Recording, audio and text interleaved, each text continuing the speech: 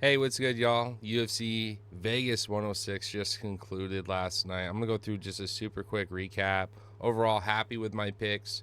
I'm on a race to first content creator to pick 100 fighters correctly wins. I was tied at first going into this card.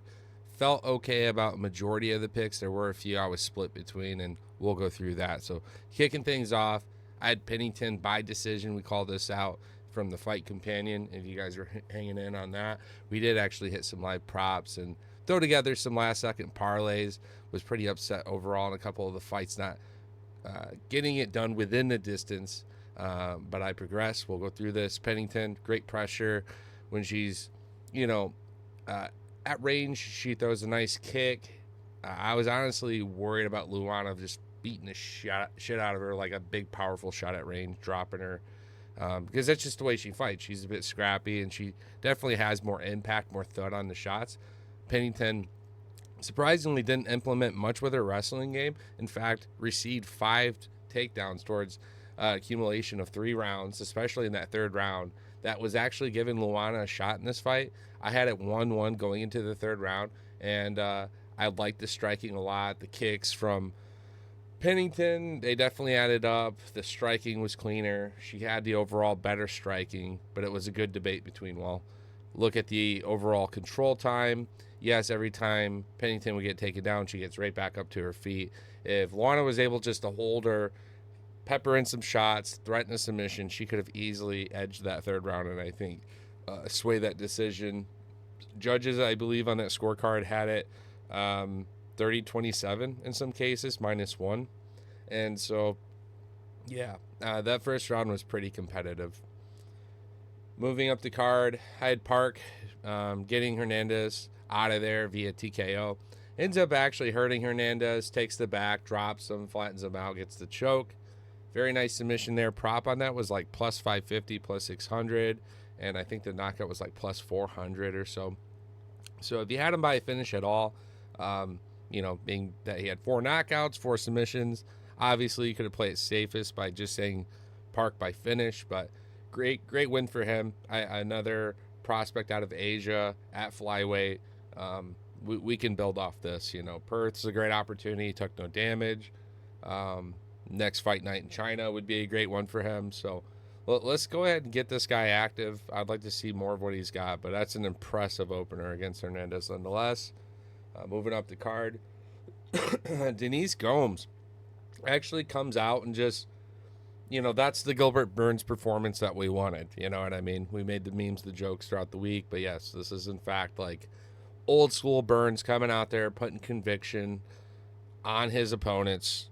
Fucking huge elbows off the side of the head of Reed. Looked like she had like fucked up or fractured her orbital in some of these exchanges. And honestly, when she was sitting on the stool at the end of the first round, I'm like, why don't these fucking these coaches just throw the towel in on this fight at this point? You know what I mean? Like, she's sitting there apologizing. There's not much she can do, right?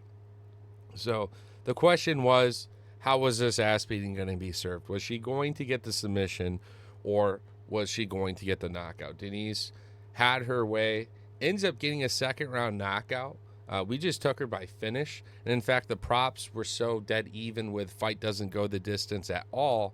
We hammered the shit out of that on a million lines too. So happy with my picks there. Easy money. It was plus money, surprisingly as well. So we move on. But yeah, Denise by finish, that was a fucking handout. I was really happy with my read in the next fight. I took Duvall specifically by submission. His prop on this was plus 420. We ended up hitting that live with because the order of the fights actually had Santos before this, right? So I took Santos live, taking on Lisboa. It was very clear from the initial 2 minutes into the fight that Lisboa had nothing on the feet, and so Santos had her on the ground. God forbid Santos learned how to throw a fucking elbow and hit some ground and pound, by the way. But yes, had her on the ground, very controlling. And then she hits like an Americana, I think. One of the first Americanas, either of women's MMA or of the weight class. But It was a nice call out at the end nonetheless. And so, yeah, Santos gets that win. We moved the live prop into Duvall, who takes on Matthews, and another one of those fights. I didn't see it going to the judges, despite Duvall's actually had a share amount of decision wins. I just could see this being a good exchange on the feet. Matthews was very live for a knockout in this fight, but at the same time, Duvall being much better complete fighter, gets the fight to the ground, hits a submission, amazing pressure. He was also feeding shots leading into this. It wasn't just like he's wrestling, and now we're in position. No, he was feeding shots and disrupting and really causing some chaos to set up that beautiful submission. So finally capping off the prelims, bit of a split pick here for me. Was originally leading Gordon just based on the fact that I haven't been impressed with Moises. Gordon's had some hit and miss performances, but even when he's losing, he's getting kind of fucking robbed out of them. The Nursultan fight, the Paddy fight, like, man's getting fucked over. And then he gets sometimes unexpectedly just caught out by someone by the likes of Bobby Green. Bit of a head clash there, of course, but I just decided, you know what, Moises, this guy isn't super active. At the end of the day, he does train with one of the best teams in the world out of the Fighting Nerds. And I can only hope that he's going to show up based on his inactivity and show us something more. Show us that he's making this final push to be, at best, the gatekeeper. And he absolutely gets fucking flatlined. Moises was on the ground working off his guard. He's very soy. Makes sense to me. He's got good elbows off his back. But fighting off your back isn't technically a good strategy to win fights. Fight gets back to the feet. I have no stock in Moises on the feet other than he's got good leg kicks. And Gordon absolutely hits this fucking beautiful overhand, this right overhand, and sends Moises to the shadow realm with some ground and pound too. So, beautiful performance there.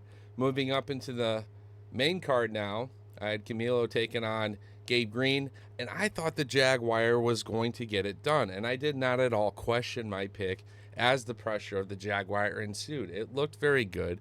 He got himself out of fucking position a bit here. Gabe Green being pretty goddamn tough. Well, that's all she wrote. I mean, Gabe Green showed up, did his damn thing, ended up smacking the shit out of Camilo, causing some disorientation, and gets the job done. I don't think a lot of people had I had a lot of stock on Green in this fight.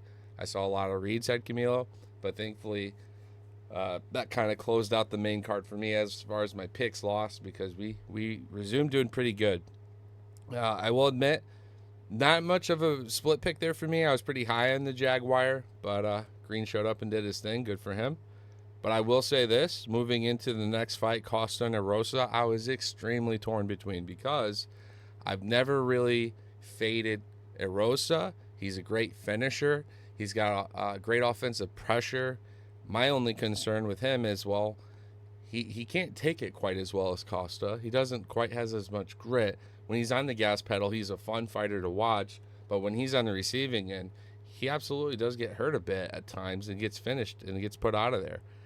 Costa and Erosa had literally like a knock him out, drag him out fucking war.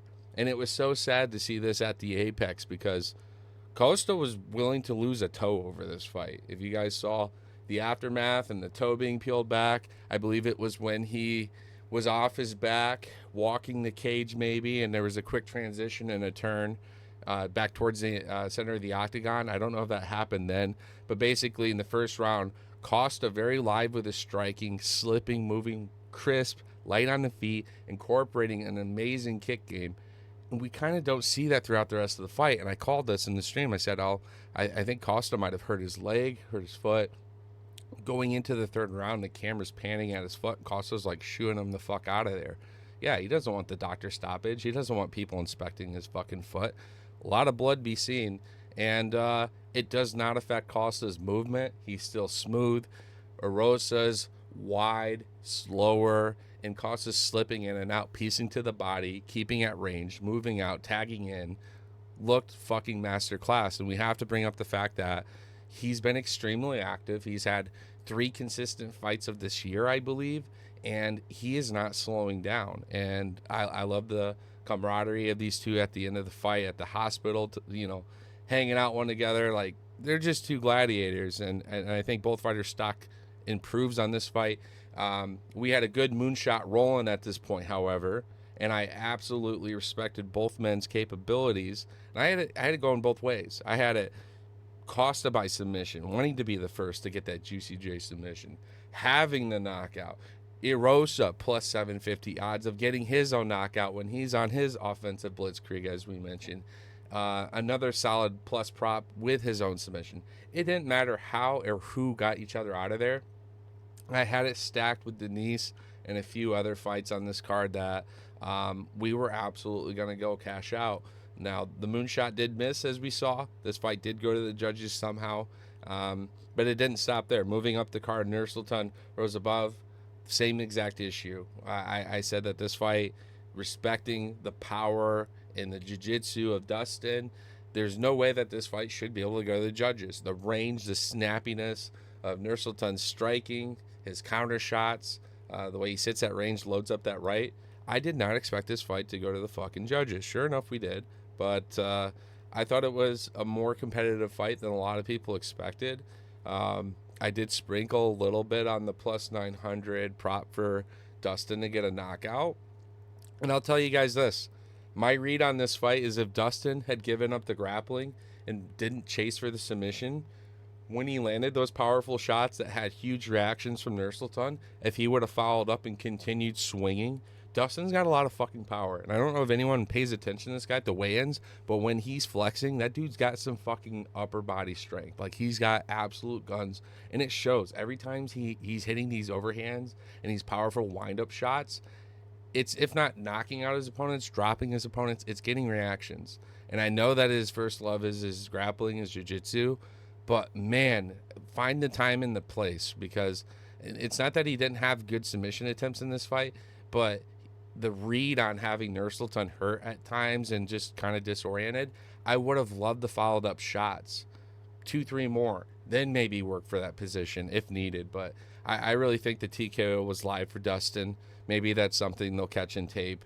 But yeah, very close fight. Was a lock of the pick, or lock of the week, with a group of UFC cappers that have invited me in, and they do weekly polls, and it was ever so slightly chosen to be Nursultan, and I didn't doubt it at all. I thought Nursultan would get a finish in this fight, so happy to see him edge out a decision. It was a very, very close fight. Now, moving up the card, I went with Santos over Yusuf.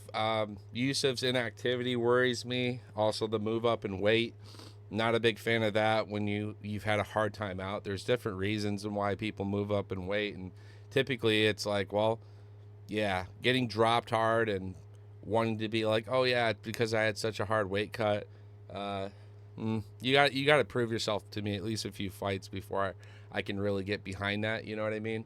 And not everyone can move up in weight and perform as well as Max Holloway did against Gaethje. So same kind of situation, moving up from featherweight to lightweight. And Santos sits at range. He's actually too patient. He's actually too calm, in a fight, because his output isn't extremely high, but Yusuf wasn't really doing much. Yusuf actually had overall better volume in this fight, but it was being blocked. It was being avoided, Santos circling away, not letting Yusuf get a lot of smack at the pop at the end of his kicks, his shots.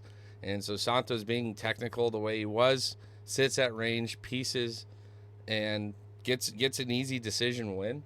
I said it was either going to be a Yusuf knockout or it was going to be a Santos decision. So I was happy to have my pick right, happy to see Santos move on.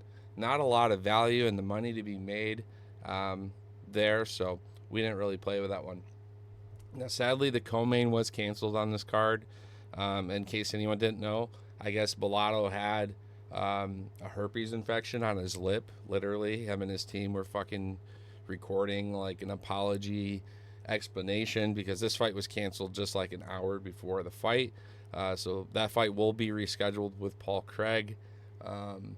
We were live on the Moonshot having this fight go within the distance as well. Pretty easy one, as well as the main card. So, assuming that would have been just a brawl, maybe an unexpected KO or submission by Craig, that would have paid handsomely. The props were absolutely fucking crazy because, you know, it's Paul Craig, and that's just the way it is at this point in his career because he's not the one getting the W's. But at a light heavyweight rate, yes, I respect the finishing capabilities of both men. Bellato's never been finished, but he's absolutely been cracked a few times. And Paul Craig returning to the 205 division gives me hope when this one hits that the finish is live by him from a money perspective. But if I'm trying to race to be picks, you know, first to 100, I gotta say, hey, Bellato probably ends up getting this one done on the feet, as Craig has a hard time initiating the takedowns, and unlike a lot of his opponents, Bellato's actually good with the groundwork too, and has his own accolades in Brazilian Jiu-Jitsu. Moving up the card, yeah, Michael Mama's Boy Morales is a fucking beast. Physically, he's fast. Genetically, it's just very unfair for a lot of his opponents when he's in there with them. You could see it at the weigh-ins, even just the power and the size that this guy possesses. And Gilbert Burns is nothing to just like brush over. But at the same time, we have to recognize that no one's done this to Gilbert Burns at the rate in which Morales has done this in this fight. JDM took Burns to a war. Hamza and Burns had a fucking war. All these killers have had wars, and Michael Morales goes out there and convincingly puts his will against Burns and just crushes him, crumbles him. And we saw Burns turn into a bit of a Lionheart, shelled up. And that's not to discredit Burns still not having, you know, fights left in this promotion at 170 pounds. I think Burns is very live for some nice gatekeeper fights and some fun fights. You know, let's go pick on some dogs. Let's get Covington, some, you know, Wonder Boy, maybe Howland. Let's get some old vets. Let's let these new kids show up and kill each other and fight for that belt, because all these unks I'm naming off right here, they've had their time. It's been beautiful. Thank you for all your years. Let's just enjoy it and make some solid paychecks and avoid as much, you know, collateral damage as possible. So Michael Morales showing up very good. Happy to have some nice trading cards of him to post this week. Obviously, I got more on my Burns collection. Didn't get to post my Paul Craig collection due to the pullout, so that sucks. But yeah, I'm not disliking Burns. The stock for Burns for me doesn't go away. He's one of those guys that did this shit, especially through the pandemic early on, to just really bring some life to the sport, to new fans, or maybe make existing fans that were maybe back and forth between. I watched some of the big cards and miss out on some of the fight nights to really tune in, because he is that exciting fighter prehistorically that would come out, get to finish, be live, fight with intensity, and it's hard not to like, right? So if you guys enjoyed the breakdown, maybe the picks going into this one, or had a chance to join me live, appreciate the support. Please drop a comment, like, subscribe. It would really mean a lot to me, as I wish to do more of this kind of content and push for some goals on the space. So thank you guys again so much, and enjoy the rest of your weekends and your week off next week. It's a big one. We're going out of town, traveling a bit, and enjoying the outdoors, doing some camping, touching grass. So hope you all can do the same. Much love. We'll see you next time. Peace.